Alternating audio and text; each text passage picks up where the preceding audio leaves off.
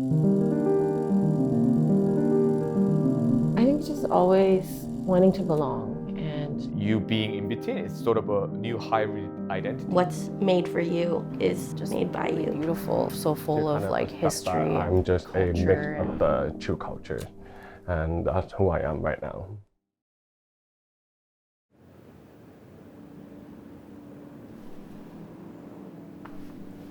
it never occurred to me 20 years ago when I was dancing that I was the only Asian person amongst 7 people. It was just normal. That's just how it always was. Despite being in a mostly Asian school, it was uncool to be Asian and to have Asian things. We would always kind of try to assimilate into Western culture and try to like understand the pop media and everything. To my white friends at school, I was sort of very Bob, fresh off the boat, I wasn't following with their culture. But to my Asian or my Taiwanese friends, I was always considered very whitewashed.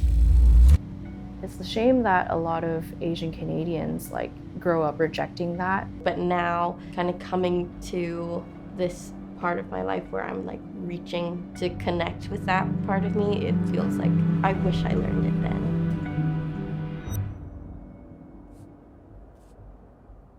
When you do art, you have to use language. Language is the tool.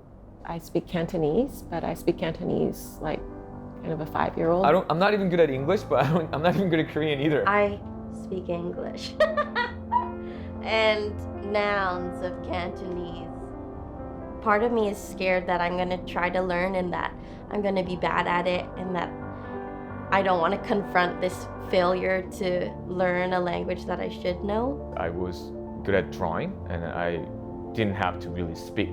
My art was sort of a language to communicate with other people.